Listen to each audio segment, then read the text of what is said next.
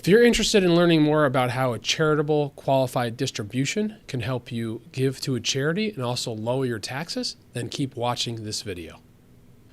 Welcome back.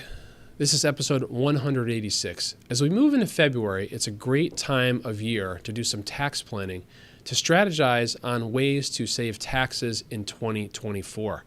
And one of those ways is by donating part of your required minimum distribution to a charity through what is known as a Qualified Charitable Distribution, or a QCD for short.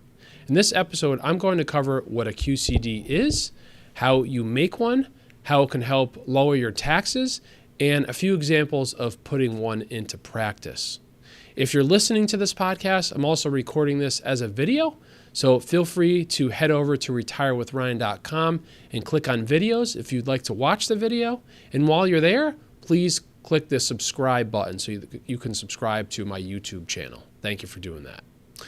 So first of all, what is a qualified charitable distribution? To understand a qualified charitable distribution, you first must understand what a required minimum distribution is, or an RMD. Now, this is going to be an episode full of financial acronyms.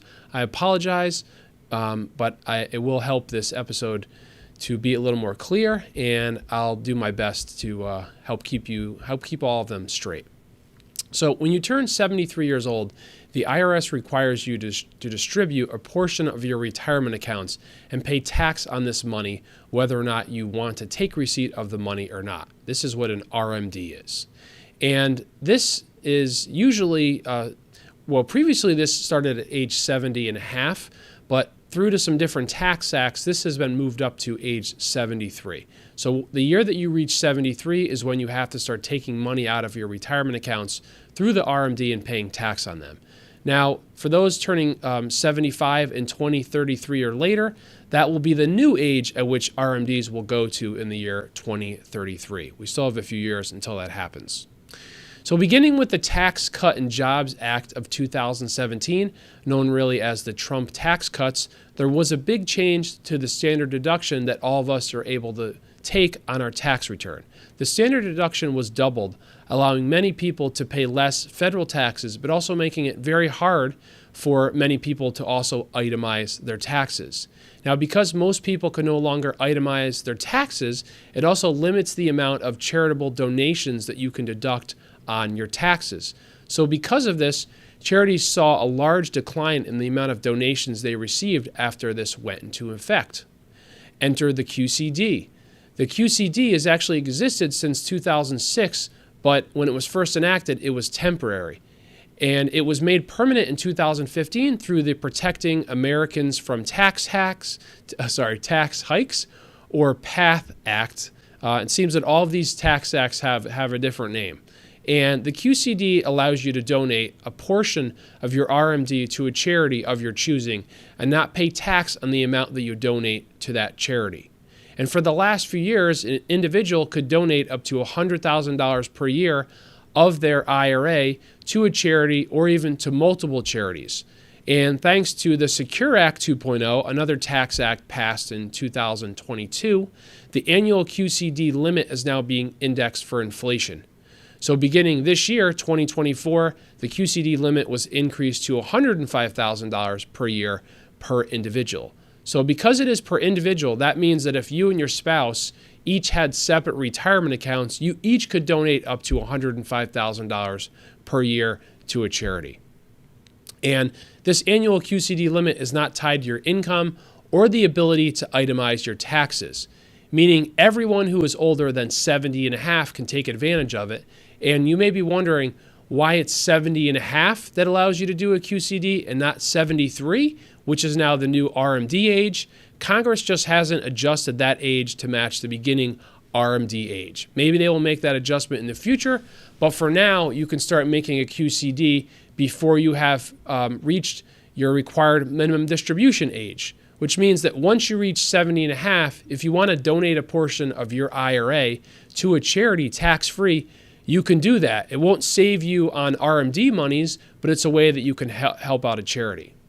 So how do you make a QCD? The procedure is different from probably how you've given to charities in the past, It's not that complicated, but there is a specific process you must follow. And when you've given to a charity before, chances are you probably gave them cash, gave them a check, or maybe a donation of used goods. You then let your accountant know what you gave, and they noted this on your taxes. Now, as I said earlier, unless you can itemize your taxes, these donations are no longer benefiting you tax-wise. It's nice to give to a charity, but you're not able to actually benefit from a tax saving standpoint. With a QCD, you need to contact your IRA custodian. And again, a custodian is a company like Charles Schwab, Fidelity, Vanguard, whoever's holding your retirement money. They then send money from your IRA directly to the charity of your choosing. You don't take receipt of the money first and then send it to the charity. If you take receipt of the money first, that's not a QCD. That would be a taxable distribution to you. And each custodian has their own process for how this is handled, but generally you complete a form with the charity's information. You submit that to your custodian so they know where to send the money to. Then you need to make sure the money is available for you or for your custodian to send out from your IRA. So if it's an account that you're self-managing, you need to then sell your mutual funds or stocks, whatever your money is invested into, to make the money available to then send out to the charity. And most 501c3 charities will qualify for accepting a QCD. And you'd want to confirm this with the charity, as well as probably with your accountant. And you'll also need information from the charity to complete the QCD form at your custodian, such as their address and possibly their tax ID number. So if you've taken the step of making a QCD, then you probably want to make sure that you properly note this on your taxes to take advantage of it. People often make the mistake of not reporting a QCD properly and end up paying tax on their QCD when it should not have been taxed. I have seen this with multiple clients not reporting this properly. So how are people not reporting this properly? It's because your custodian doesn't note a QCD on the 1099-R that they send out to you at the end of the year. So at the end of the year, you receive a 1099-R that shows all the retirement account distributions you took from your account over that year.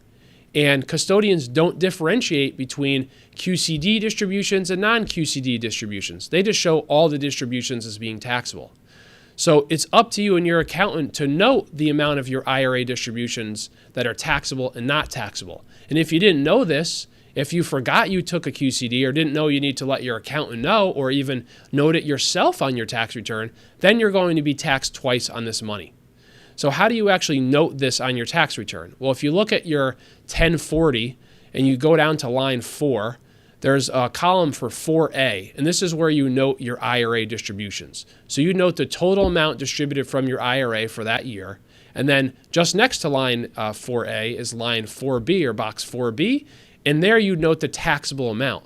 So if part of your distribution was a QCD, then you'd subtract that from the total distribution and therefore reduce the amount on line 4A.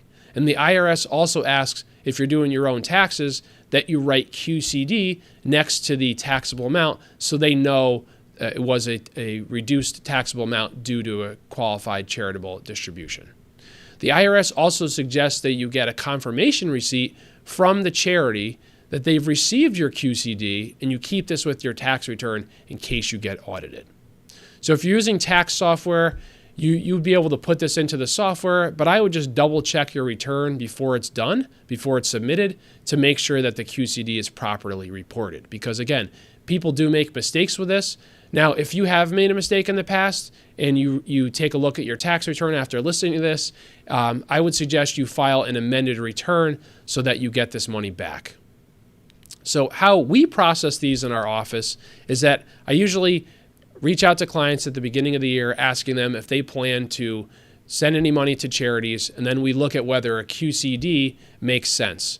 Then we get the paperwork completed so that a client doesn't take out money and end up deciding after they took the money that they want to send it to a charity. Now, if you already took money out of your IRA, and this just happened recently, you have 60 days to roll that money back into your IRA.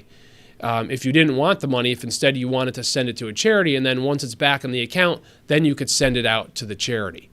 And you could send this money out at the beginning of the year or wait towards the end of the year. We use Charles Schwab as our custodian, and their form allows for multiple charities on one form, up to 4, to receive the money, and it can be sent to them one time, quarterly, or monthly. And for simplicity, it just might be easier to send it monthly, just send it annually, but it's really up to you as far as how you want to do that and manage that. An additional thing to note about these QCDs is that if you have money that is in a company retirement plan, an employer-sponsored retirement plan, like a 401k, 403b, 457 plan, or profit-sharing plan, you cannot take a qualified charitable distribution from these plans. You would need to roll this money over to your IRA before processing a qualified charitable distribution. So that is one negative if you're leaving money inside of your retirement plans. So how can this help you lower your taxes? Well, let's talk about a few examples. In retirement, there are a number of additional taxes and penalties that do apply, and one of those has to do with how much you pay for Medicare Part B premium.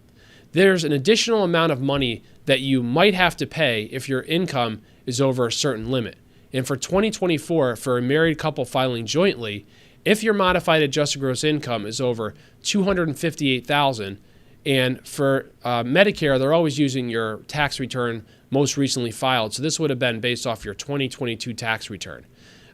You would then pay double for the amount of the Medicare Part B premium. So for 2024, the Medicare Part B premium, the standard premium per person, is $174.70.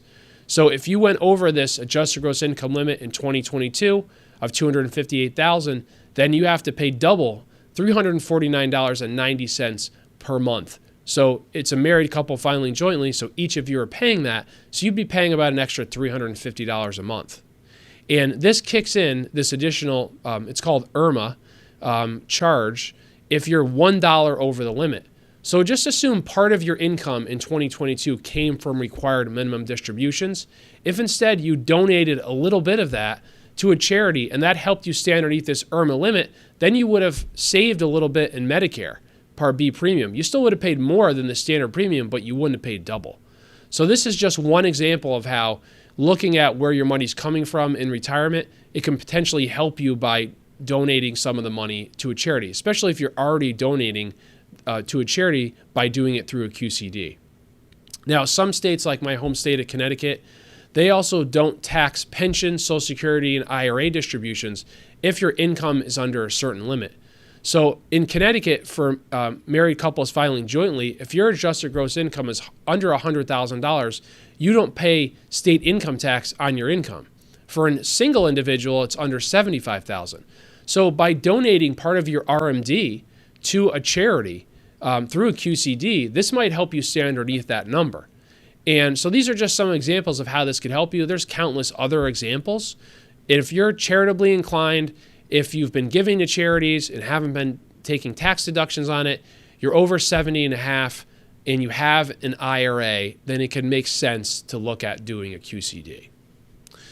So I hope you found this episode helpful. As always, if you have a listener question, head over to retirewithryan.com and click on Ask a Question. And I hope you have a great week, and I look forward to talking with you next Wednesday. Take care.